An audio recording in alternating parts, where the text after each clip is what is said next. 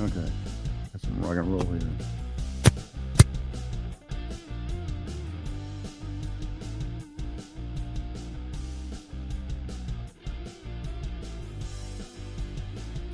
I'm going to go over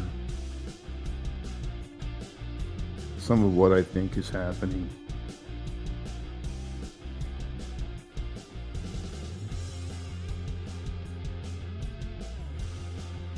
Some of what I think is happening in this circuit. Give me a second here. Let's see here. Okay, we'll go to the stage 1. Oh, hold on a second.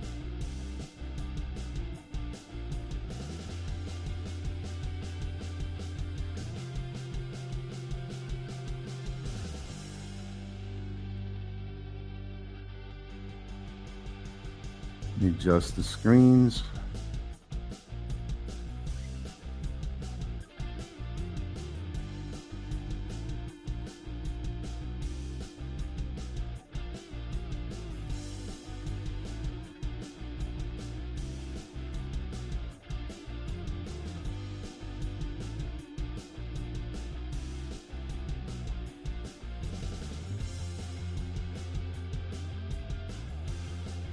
Alrighty.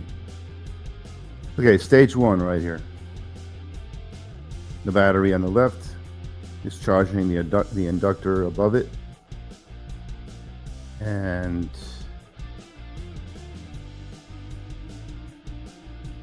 that's all it's doing. So when that happens, you can drive a magnet on a wheel or a shaft with that field produced on that coil.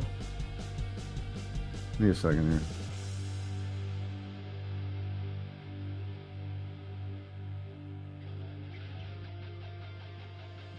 So here on that coil, you're going to produce a field, drive your wheel. And let me go over the basic function here. You got 2 drive inductors, which can become 4. We'll put that aside for now. Actually, it can become any multiples of even numbers. But right now it's just 2 inductors.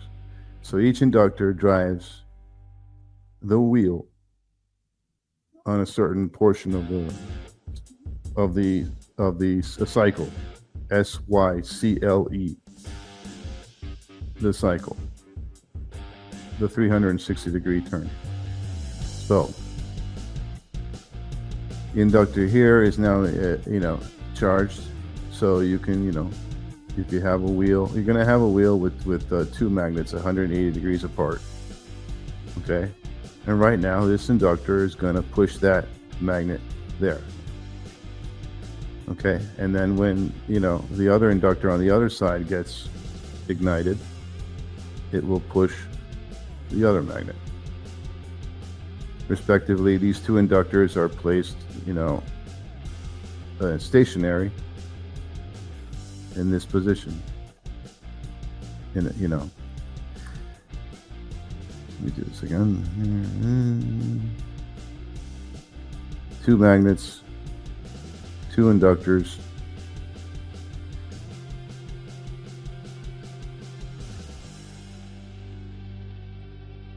placed like so. Right now you have this. Oh my God, I messed up. Sorry, placed like so. This is my own circuit and I'm messing it up. Okay, the 2 inductors are 90 degrees apart. So right now this inductor is going to push this magnet. And when this other inductor gets ignited, right now it's not getting any power because the 2 switches are open. So it's not doing anything. And that would be this inductor here. And you don't want it doing anything because there's no magnet on the wheel there. You have to wait. So as this inductor on the left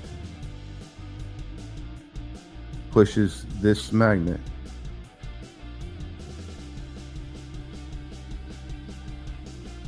it then moves the magnets over to here.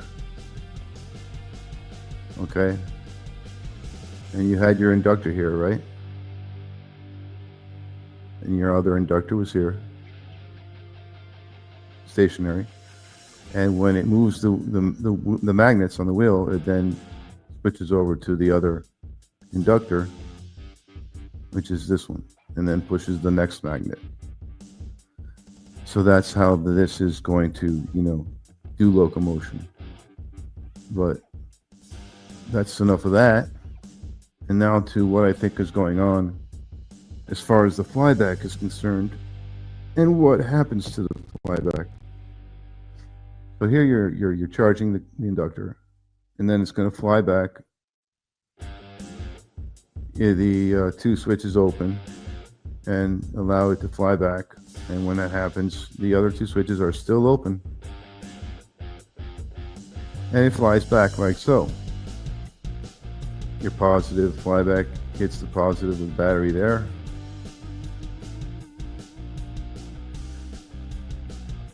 And the negative flyback hits the negative of the other battery. Now you see that the flyback from the coil on the left is feeding, is being loaded to the battery on the right. So essentially, those who like to talk symmetry here, essentially the flyback that was created in the coil on the left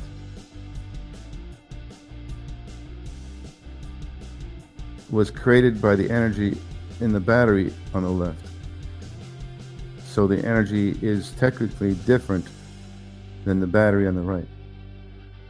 So then the flyback from the battery on the energy on the left, DC is then converted into a spike energy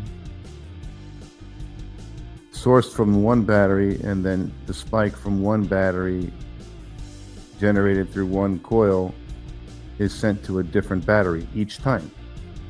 So I kind of like that, you know. I kind of like that. It's just, I don't know how to explain why I like that. I do. So that's what happens here. You know, after the wheel is spun by the induction placed on this coil previously over here, and then, you know, the induction is lost, but the flyback is generated and dumped into the other battery. And then the next portion of the cycle here is the other coil gets charged from the other battery immediately after the other battery received the flyback from the coil on the left. And then after, you know, when this is charging, of course, you spin the other magnet on the wheel at that point, and then it opens up and flies back to the battery on the left. So the induction that was given to the coil on the right to create flyback of reverse polarity, pay attention to the polarity here, the induction that was given to the coil on the right and to fly back to the battery on the left was also coming from a different source. So the flyback hitting these two batteries is coming from not the battery itself. So now, what I'm saying is, whatever flyback that this battery creates, it never hits this battery. Instead, the flyback that this battery creates using this coil always hits the other battery, and vice versa. The flyback that this battery creates using the coil above it always goes to this battery.